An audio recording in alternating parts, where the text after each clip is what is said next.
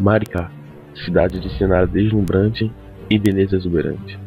Mas será que em seu passado havia escravidão?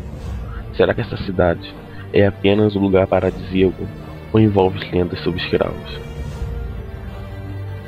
De acordo com a história, o povoamento de Maricá começou no final do século XVI, efetivado pelos portugueses que haviam recebido terras em doação, as Seis Marias, na faixa do litoral compreendido entre Itaipuaçu e a Lagoa de Maricá. Os escravos foram de suma importância. As grandes levas africanas que aqui chegaram possibilitaram, através da mão de obra escrava, um grande desenvolvimento tanto nos latifundiários quanto nas construções mais importantes de Maricá. Aos olhos do rei, Maricá era considerada uma cidade importante, graças ao trabalho sofrido desses escravos, que tornaram Maricá um potencial. Há poucos registros da importância desses escravos. As ruínas das senzalas encontradas em nosso município contam um pouco a história desse tempo de escravidão. A compensação para Portugal, por não encontrar metais preciosos, era utilizar o solo para a exploração agrícola. Viu-se, no Brasil e em Maricá, um rápido desenvolvimento da indústria açucareira. E tal orientação da metrópole determinou o cultivo de cana-de-açúcar nas terras maricaenses.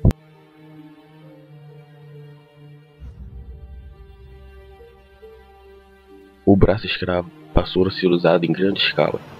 Em novembro de 1778, um relatório de campo feito pelo mestre de campo Miguel Antunes Ferreira, grande senhor de engenho, mostra que só ele comandava 5 fazendas e 120 escravos a seu serviço, produção de 96 caixas de açúcar, 57 pipas de aguardente.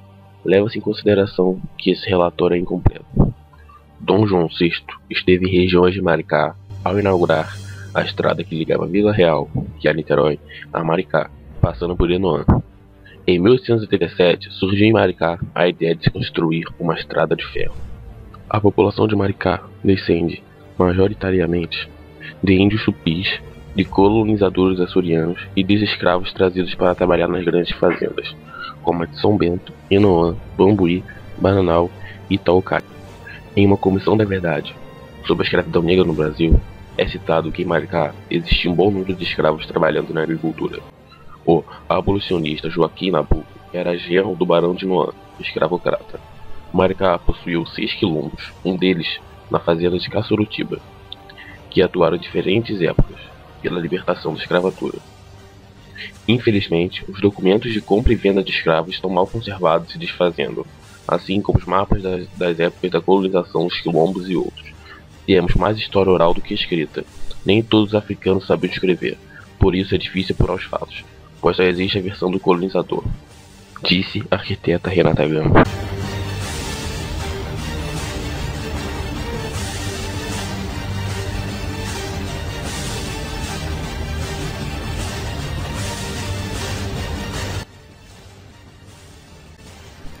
O bairro de Ponta Negra, que dá nome ao segundo distrito de Maricá, tem uma história curiosa e rica em detalhes culturais e belezas naturais. Mas você já parou para pensar a origem deste nome? O nome Ponta Negra pode ter 2 origens. A primeira remete à época das navegações, quando os portugueses avistaram a região da costa e Pedras Negras, dando origem ao nome Ponta Negra.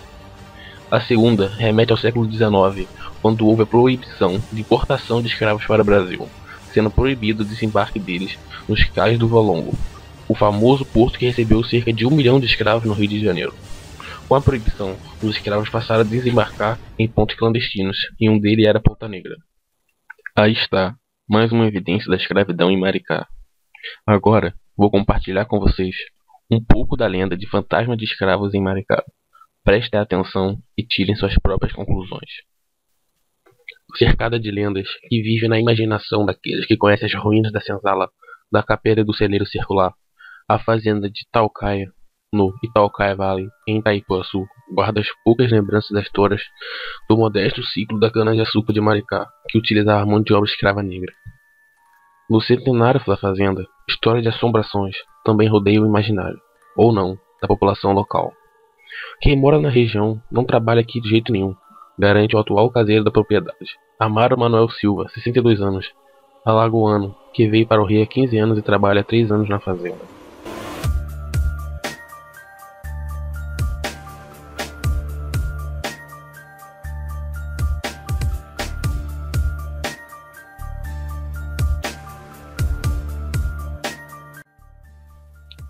Ele relata que durante o tempo em que trabalha na fazenda, já escutou até presenciou ações sobrenaturais, embora jamais algo tenha acontecido diretamente a ele. O caseiro que trabalhava aqui, antes de mim, dizia que escutava correntes sendo arrastadas no chão, no celeiro, onde os negros costumavam se reunir, que ficava ao lado da casinha dos caseiros, e saiu quase corrido. Ele não passava bem a noite, e ficava meio desorientado durante o dia. Hoje trabalha como porteiro em um prédio no Botafogo, zona sul do Rio de Janeiro, conta seu Amaro. Ele revela ainda que já presenciou uma faxineira da casa perder o equilíbrio subitamente, como se tivesse sido empurrada. Ela tropeçou do nada, e depois ficou parada, amarela. Disse que alguém tinha empurrado ela, mas não tinha ninguém por perto. Eu saí de perto. Depois ela ficou mais um tempo trabalhando na casa e foi embora. A filha dela trabalhou mais um pouco e depois também saiu. As duas ficaram desorientadas. Lembra ele.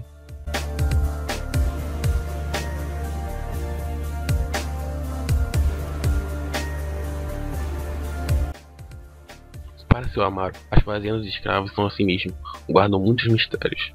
Em fazendas de escravos existe muita coisa. Meu avô trabalha em uma e contava várias histórias de negros que eram mortos no tronco e enterrados na fazenda. Acho que dentro dessa fazenda deve ter muito cadáver, observa. Daí as histórias de alma penada. Ele lembra demais um caso inexplicável. Os vizinhos também costumavam ver as pessoas na porteira à noite. Eu fiquei horas, por várias noites, vigiando de dentro da cabine, que ficava ao lado do portão, porque poderia se tratar de algum curioso, mas não vi ninguém. Conta. Dizem que essas coisas de visão não é para todo mundo. Eu acho que é mesmo, acrescenta o caseiro. Caixa guarda o osso de criança morta há 168 anos.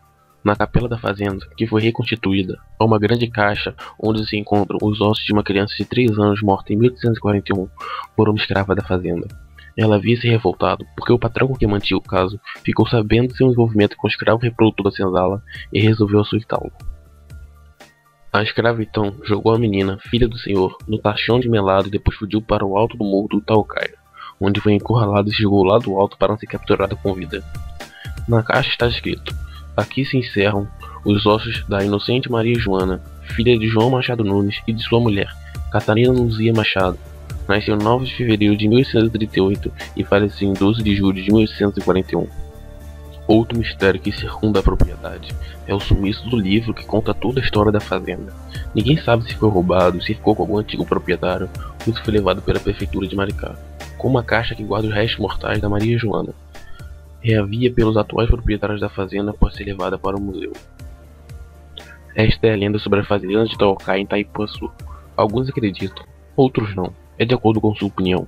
Como dito antes, muitos relatos e documentos de escravidão, até mesmo da história de Maricá, foram perdidos, ou estão em péssimo estado de conservação. Muito obrigado por assistir esse vídeo e até a próxima.